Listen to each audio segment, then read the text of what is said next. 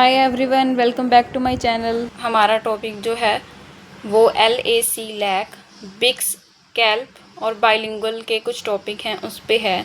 तो पहले जैसे कि यहाँ पे लिख रखा है लैक, ये सीटेट में पूछा जाता है कि LAC जो लैक है वो क्या होता है। लैक है लैंग्वेज अक्रॉस करिकुलम, इसका फुल फॉर्म भी एग्ज़ाम में आता है कि LAC लैक क्या है, लैंग्वेज अक्रॉस करिकुलम, जो मैंने यहाँ पे लिख रखा है। उसके बाद ये होता क्या है, language is used as a medium to teach and learn all subject. जब क्या है वो भाषा जो दूसरे सब्जेक्ट को सीखने में हेल्प करती है। एक लैंग्वेज टीचर है, वो मैथ भी करा रहा है, साइंस भी करा रहा है, लेकिन वो मैथ साइंस को सिखाएगा कैसे? कोई तो लैंग्वेज यूज़ करेगा ना, जैसे इंग्लिश और हिंदी। तो वो लैंग्वेज अक्रॉस करिकुलम है। जब कोई सब्जेक्ट सीखना हो तो उसको किस मीडियम में समझाया जाना है या बच्चा किस मीडियम में एक्सप्लेन करेगा, वो लैंग्वेज अक्रॉस करिकुलम है। जैसे कि मैंने एग्जाम्पल में लिख रखा है mathematics, a teacher asked student to explain how they solved a problem in their own words. जैसे कि एक मैथ का जो टीचर है, मैथ की क्लास का टीचर जो है, वो कह रहा है बच्चों को कि आप सम को कैसे एक्सप्लेन करोगे, अपने वर्ड्स में लिख के बताना है। तो बच्चा क्या करेगा, कोई तो मीडियम यूज़ करेगा हिंदी और इंग्लिश में से। तो एक लैंग्वेज एक ऐसी स्किल है जो क्या करती है, दूसरे सब्जेक्ट, चाहे वो सोशल साइंस है, चाहे वो मैथ है, चाहे वो साइंस है, उसके बारे में हमको क्या है एक्सप्लेन करके बताता है। तो लैक जो लैंग्वेज अक्रॉस करिकुलम है वो सिखाता है कि हर सब्जेक्ट को हम किसी ना किसी लैंग्वेज के थ्रू सीखते हैं। उसके बाद हमारा सेकंड टॉपिक आता है बिक्स का। बिक्स क्या करता है? बिक्स जो है वो बेसिक इंटरपर्सनल कम्युनिकेशन स्किल होता है। बेसिक एवरीडे वाली जो कम्युनिकेशन हम कह सकते हैं, एवरीडे कम्युनिकेशन के बारे में बताता है, जो एक सोशल स्किल है। सोशल स्किल क्यों है? क्योंकि जैसे कि हम डेली में यूज़ करने वाले वर्ड्स यूज़ करते हैं, ये एक हम कह सकते हैं कि क्लास में नहीं यूज़ करा जाता। ये एक सोशल लैंग्वेज है जो फेस टू फेस एक्सप्रेशन दिखाता है, फेशियल और जेस्चर एक्सप्रेशन दिखाता है। जैसे कि मैंने एग्जांपल में लिख रखा है गुड मॉर्निंग। ये गुड मॉर्निंग और ये can I borrow your pen, ये जो एग्जांपल है ये बिक्स की है। तो एग्ज़ाम में सीधा पूछा जाता है कि बिक्स क्या है। पहले बिक्स का आप फुल फॉर्म याद करोगे कि इसको बेसिक इंटरपर्सनल कम्युनिकेशन स्किल बोला जाता है। और ये क्या चीज़ है? ये एक लिंग्विस्टिक स्किल है जो एवरीडे और social face to face attraction में, या कह लो आप फेशियल और जेस्चर में यूज़ करा जाता है, उसको हम बिक्स बोलते हैं, जो रेगुलर यूज़ करा जाता है। उसके बाद जो अगला टॉपिक आता है वो है कैल्प जो थर्ड नंबर पे कैल्प लिखा है, इसका फुल फॉर्म है cognitive academic language proficiency.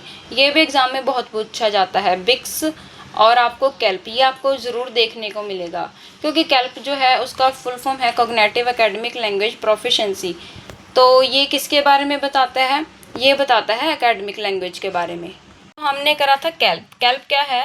Refer to linguistic skill to understand and discuss the content. जो हमारा कंटेक्स्ट है, जो हमारे सिलेबस के अंडर आ रहा है काम, उसको हम एक लिंग्विस्टिक स्किल के थ्रू क्या करते हैं, सीखते हैं। लेकिन वो कहाँ सीखते हैं? हम अपनी क्लास में बैठ के सीखते हैं।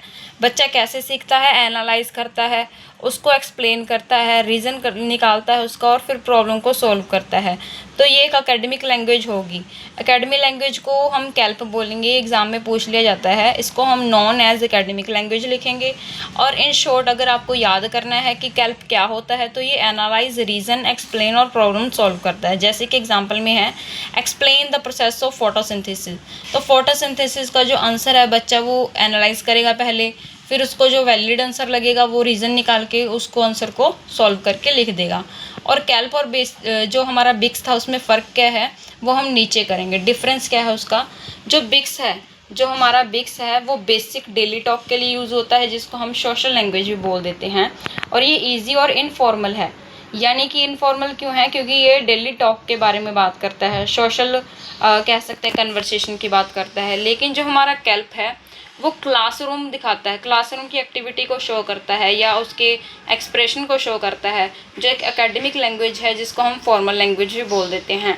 और मेन बात ये है कि ये होट्स यानी कि जो हायर ऑर्डर स्किल्स होती हैं, थिंकिंग स्किल होती हैं, उसके बारे में बताता है। तो एग्ज़ाम में बिक्स और कैल्प की एक तो आपको पूछा जाता है कि ये फुल फॉर्म क्या है, और दूसरा पूछा जाता है कि इनमें से फॉर्मल और इनफॉर्मल कौन सा है। और ये था यहाँ आज का टॉपिक था। और नेक्स्ट टॉपिक हमारा है, उसके बाद हमारा टॉपिक आता है सब्ट्रैक्टिव बाइलिंगुअल। बाइलिंगुअल दो भाषाई जिसको बोलते हैं, तो बाइलिंगुअल के आगे सब पार्ट्स होते हैं। तो पहला है जैसे सब्ट्रैक्टिव बाइलिंगुअल, ये देखो इंपॉर्टेंट टर्म है जो सीधा एग्जाम में पूछी जाती हैं, उनके बारे में कोई और नहीं बताता। सो इसको मैं अच्छे से एक्सप्लेन कर रही हूँ। अगर आपको अच्छा लगे तो लाइक शेयर जरूर करें। सब्ट्रैक्टिव बाइलिंगुअल होता है लर्निंग अ सेकेंड लैंग्वेज, जब हम सेकेंड लैंग्वेज दूसरी भाषा सीखते हैं। लीड्स टू द वीकनिंग और loss of the first language, लेकिन उससे क्या होता है, जब हम सेकेंड लैंग्वेज सीखते हैं और हमारी जो फर्स्ट लैंग्वेज होती है वो कम होने लग जाती है, उसका जो प्रभाव है वो हम कम यूज़ करने लग जाते हैं। तो जैसे कि एग्जांपल हम देख सकते हैं कि अगर मैं इंग्लिश स्पीकिंग का कोर्स कर रही हूँ, इंग्लिश सीख रही हूँ और मेरी जो मदर टंग लैंग्वेज है वो हिंदी है, तो मैं इंग्लिश सीख रही हूँ तो मेरी जो हिंदी मदर टंग है उसका मैं यूज़ कम करूँगी। और मैंने इतना यूज़ उसका कम करा कि मैं रेगुलर इंग्लिश के वर्ड यूज़ करती हूँ बोलने के लिए, घर में भी इंग्लिश यूज़ करती हूँ, तो मेरी वो सब्ट्रैक्टिव बाइलिंगुअल होगी। क्योंकि मैं लैंग्वेज जब सेकंड सीख रही थी इंग्लिश, तो मेरा जो फर्स्ट लैंग्वेज था, मेरा मदर टंग था, वो डिक्रीज़ हो गया, लॉस हो गया। तो इसमें क्या होता है सब्ट्रैक्टिव में, मैंने जैसे कुछ पॉइंट भी दे रखा है आपको, लैंग्वेज 2 जो है इंक्रीज़ हो रही है और लैंग्वेज 1 जो है हमारी डिक्रीज़ हो रही है, नीचे की तरफ जा रही है। यानी कि जो आपका मदर टंग है वो आपका वीक हो जाएगा और जो आप सीख रहे हैं भाषा उसका प्रभाव ज़्यादा पड़ता है और बच्चा जो है आगे की तरफ ग्रो करता है। तो सब्ट्रैक्टिव का मतलब ही है माइनस हो जाना। तो सब्ट्रैक्ट मतलब माइनस, यानी कि हमारी मदर टंग है जो माइनस हो गई। उसके बाद हमारा टॉपिक आता है एडिटिव। एडिटिव बाइलिंगुअल भी बाइलिंगुअल का एक पार्ट है। तो इसमें लिखा है कि learning a second language strengthen communication without replacing the first language. इसमें क्या होता है, जब हम सेकेंड लैंग्वेज सीख रहे होते हैं तो हमारी फर्स्ट जो लैंग्वेज है, यानी कि जो हमारी मदर टंग है, उस पर कोई प्रभाव नहीं पड़ता और वो कम भी नहीं होती, वो सेम एज इट इज़ चलती रहती है जैसे सेकेंड लैंग्वेज हमारी चल रही है। लेकिन वहाँ पे क्या था, हमारी सेकेंड लैंग्वेज इंक्रीज़ हो रही थी, ये डिक्रीज़ हो रही थी। और इसमें क्या है, दोनों ऐड ऑन हो जाएंगी, ये दोनों साथ में चलेंगी, ये एक डिक्रीज़ नहीं होती इसमें। तो लैंग्वेज सेकंड जब हम सीख रहे हैं, जैसे कि मैं इंग्लिश ही सीख रही हूँ सेकंड लैंग्वेज के तौर पे, और जो मेरी मदर टंग हिंदी है, घर पे मैं हिंदी बोल रही हूँ और बाहर मैं इंग्लिश सीख रही हूँ और दोनों मेरी एक साथ चल रही हैं, दोनों का एक दूसरे पर कोई प्रभाव नहीं पड़ रहा, तो वह एडिटिव बाइलिंगुअल है। तो एडिटिव से आप याद रख सकते हो ऐड करना, यानी कि जो दूसरी लैंग्वेज है वो ऐड हो रही है और फर्स्ट लैंग्वेज भी साथ चल रही है। सब्ट्रैक्टिव क्या होता है, जो सेकंड लैंग्वेज है वो इंक्रीज़ है और जो फर्स्ट लैंग्वेज आपकी मदर टंग है वो डिक्रीज़ हो जाती है।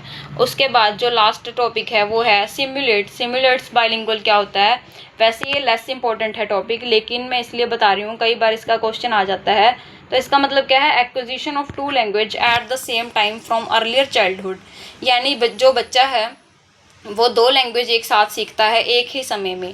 अपने अर्ली चाइल्डहुड लगा लो, चाहे आप लगा लो बर्थ के टाइम पे, जो एक्वायर करता है लैंग्वेज, लेकिन वो दो लैंग्वेज एक्वायर करता है, एक नहीं एक्वायर करता, उसको हम सिमुलेट्स बोलते हैं। जैसे कि हम एग्जांपल में देख सकते हैं कि अगर बच्चा जो हिंदी है वो अपनी मदर से सीख रहा है और फादर से इंग्लिश सीख रहा है, तो वो सिमुलेट बाइलिंगुअल कर रहा है, क्योंकि वो एक टाइम पे अपने अर्ली चाइल्डहुड पीरियड में वो दोनों लैंग्वेज यानी कि हिंदी और इंग्लिश एक साथ सीख रहा है, तो वो सिमुलेट है। तो सिमुलेट क्या है, जब हम दो लैंग्वेज एक साथ ही एक्वायर करते हैं, दो अलग अलग लैंग्वेज हो सकती हैं, जैसे पंजाबी हो सकती है इंग्लिश के साथ, मदर और फादर दोनों सिखा रहे हैं, वो सब सिमुलेट बाइलिंगुअल है।